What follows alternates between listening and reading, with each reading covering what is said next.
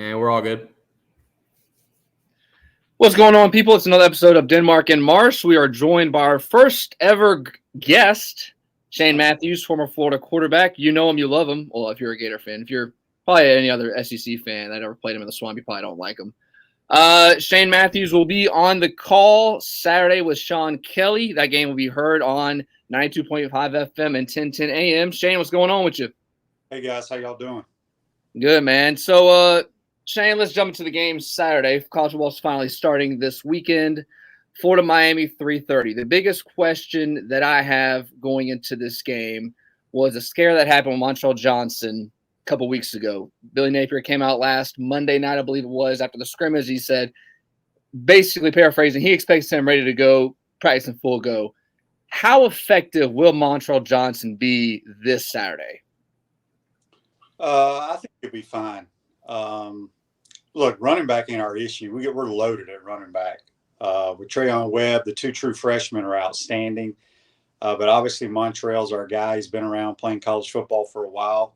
I expect him to play, but you're going to see all the other guys as well. Shane, what's going on, man? I'm doing well. How are you?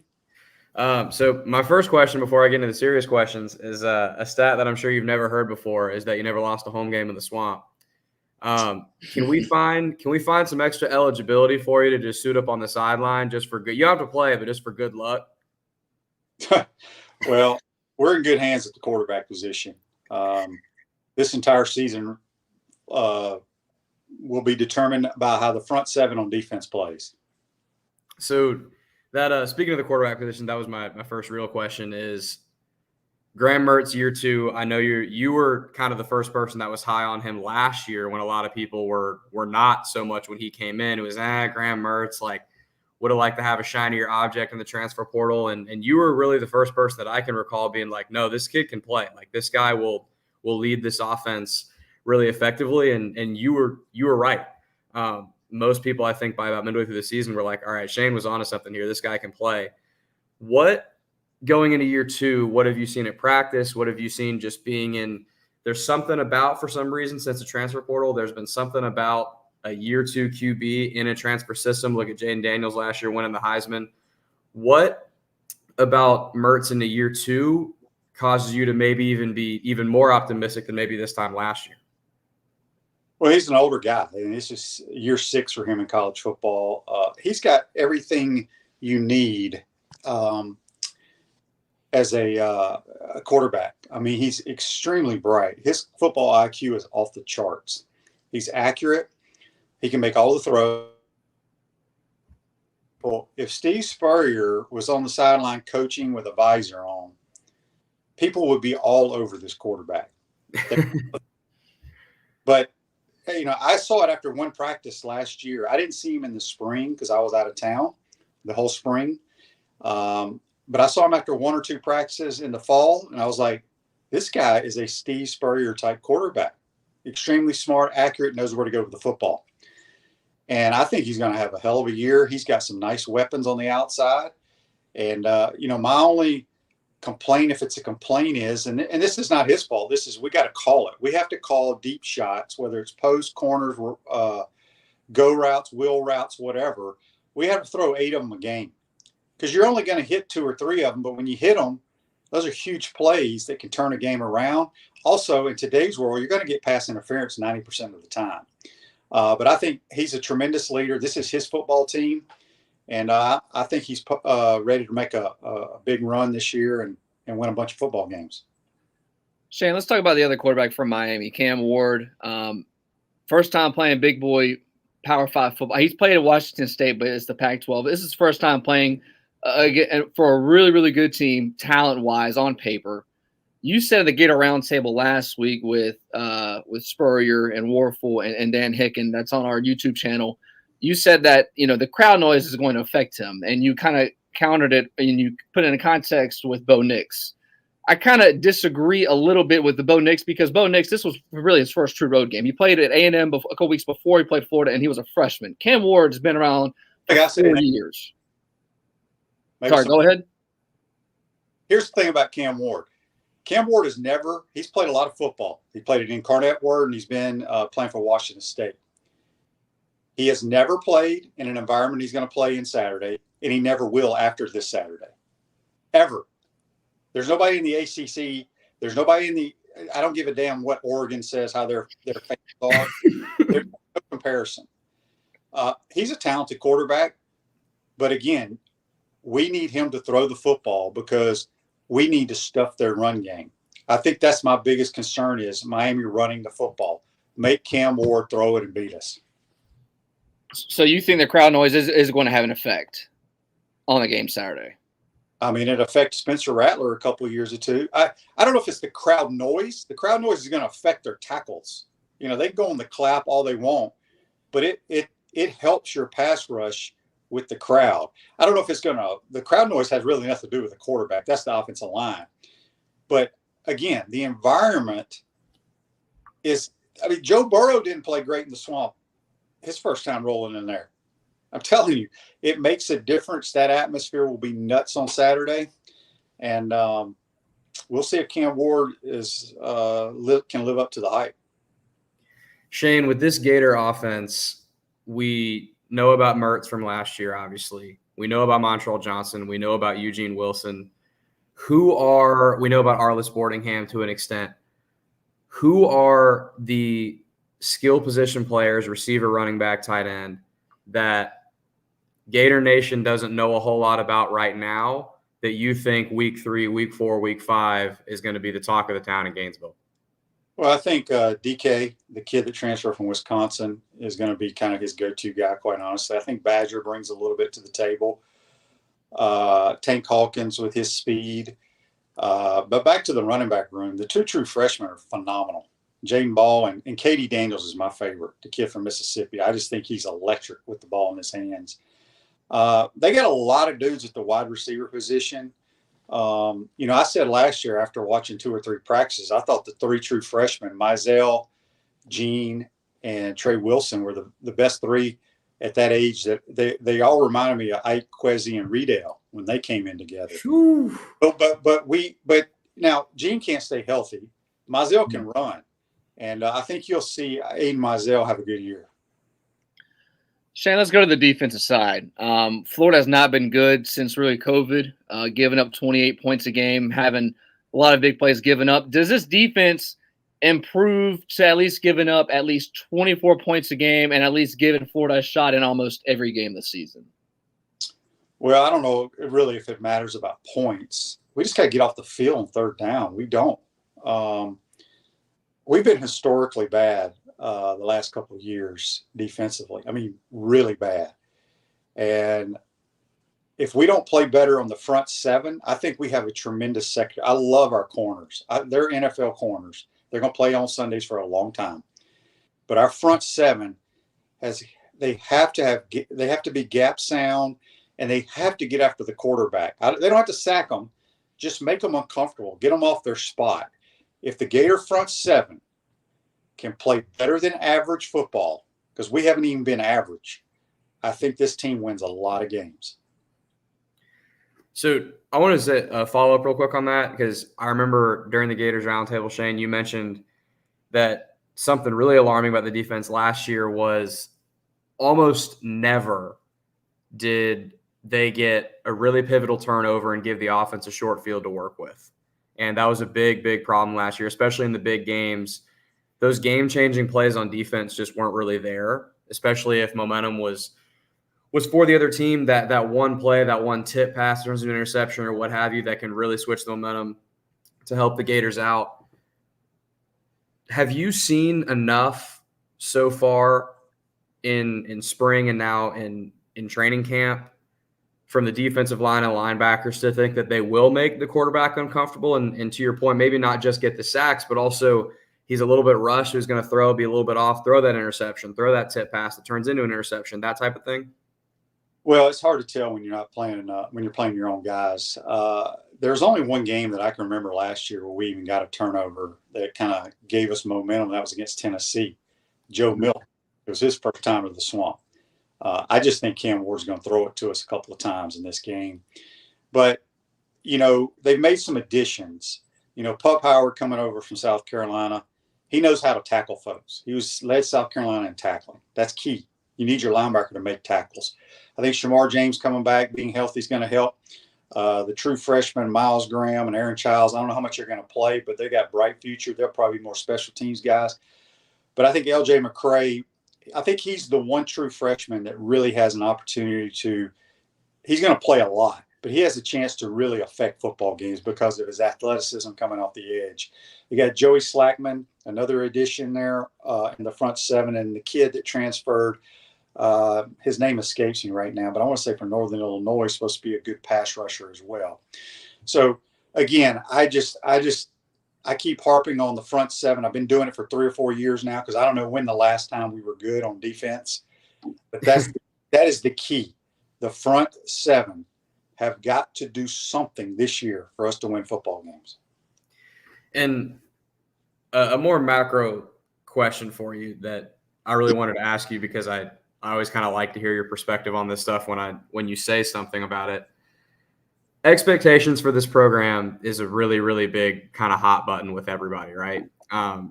Media has their opinion, fans have their opinion, people in the building, I'm sure, quietly have their opinion. In your mind, with the often unfair expectations for fans and people expect to turn around and win right away and do what Brian Kelly's doing at LSU right now, come in right away and start winning.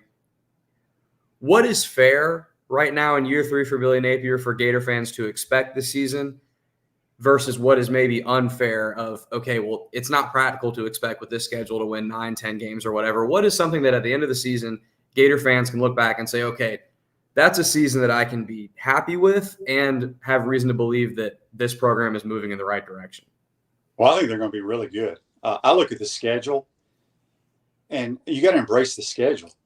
Look, I tell everybody, the teams that were there last year, whatever their record was, they're not the same teams. The Gators aren't the same team they were last year. They've made a lot of improvements to this roster. If Florida makes the field goal against Arkansas and stops a 4th and 16 against Missouri, they're 7-5. The national narrative is totally different. Okay. I look at Florida State. I even predicted Georgia Tech on my show to win the football game this past week because they played good football the latter part of the year.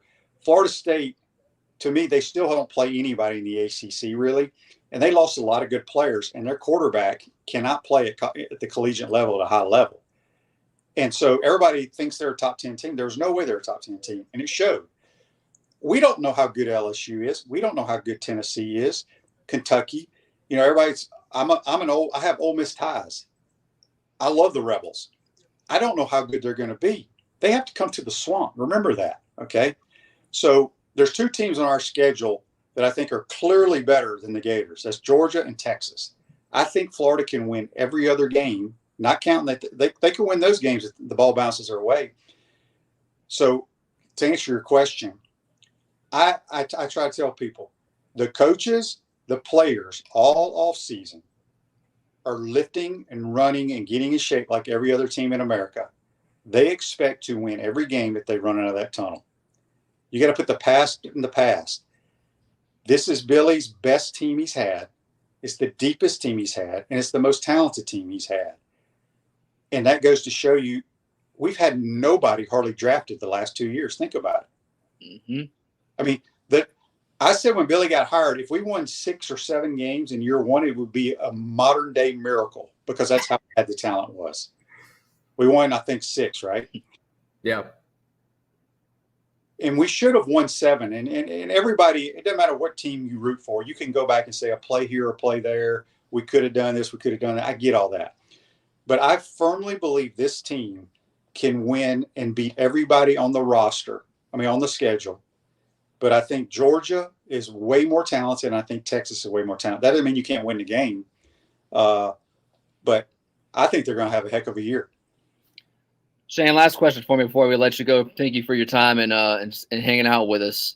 If I had the opinion coming into this season that everything's going to be based on the playoff, it was always coaches were fired based on, how they were against their rivals, how they were against ranked teams. Well, I think it's going to be now okay, your season is going to be based on if you make the playoff or not. And I think Florida, if they go 8-4, 7-5, and they lose a close game in November, just to pick your team, whoever it is, LSU, Ole Miss, whomever, and Florida loses that game closely, I think every Florida fan, and I think this goes across the nation, I think everyone's going to say, man, Florida was 2 plays away from making the playoff, 1 play away from going to the playoff.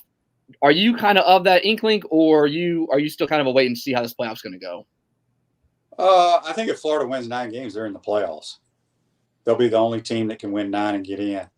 I saw some publication or whatever on Twitter that ran all the data and said Florida's the only team in America, if they win 8 games, they would get in as an at large. So who knows? But that's on the strength of schedule, so to speak. But I don't think Florida State's going to have a high strength of schedule when we play them, because I think they have a few more losses coming. But I hear your point about, a play or game away from making the playoffs. Like I said, I don't know what's going to happen. I try not to predict. I thought we'd win 7 or 8 games last year, and I was wrong. I still think a couple plays here, you win 7 easily. But this is clearly his best team. I mean, when you go watch this team, they look different. They look faster. They look way more athletic. And I think it's going to be a fun year. I love the schedule. Embrace it, go play it, and see what happens. Shane, last question for me. Something that you alluded to a minute ago, and Billy Napier has said it in his press conferences, and Mertz has mentioned it as well, I think, when he was on with Feinbaum. They've talked about stressing the importance of more downfield plays, more chunk plays, more explosive plays. And you said that a couple minutes ago as well, talking about the offense. So Dylan and I spoke about this a couple weeks ago on the show. Something that concerns me a little bit with that is, like, every team, I think, if they would like to, would run more explosive plays.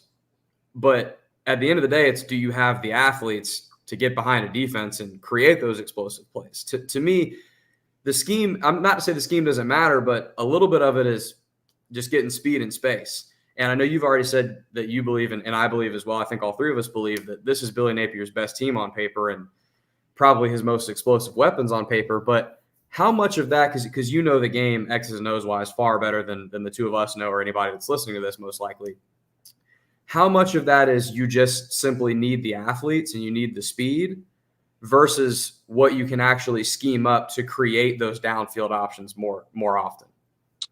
Well, everybody has. It's not like the Gators don't have explosive plays in their playbook on paper. It's not like, everybody has the same pass play. Everybody has the same plays in America. Okay. Right. It's knowing when to call them.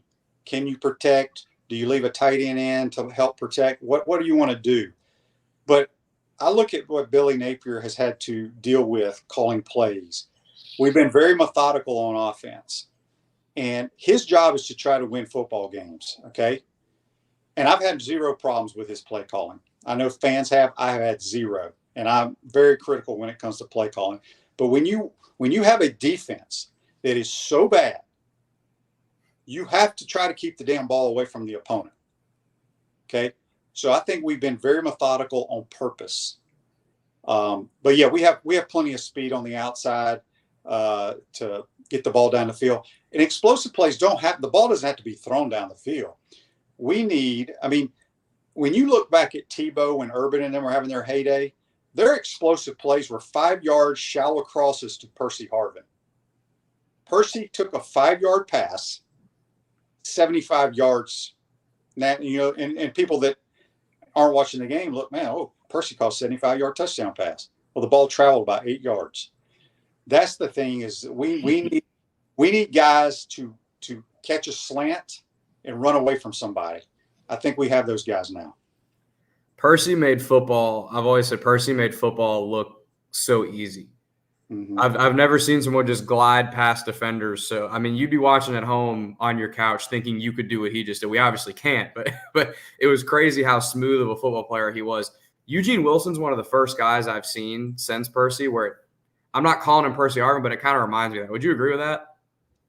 Yeah, the first time I saw Trey Wilson at practice, I was like, this guy's special. He's fast, but he has great movement in small spaces. And he's an electric player, and he's a guy you have to get the football to. I don't care how you get it to him.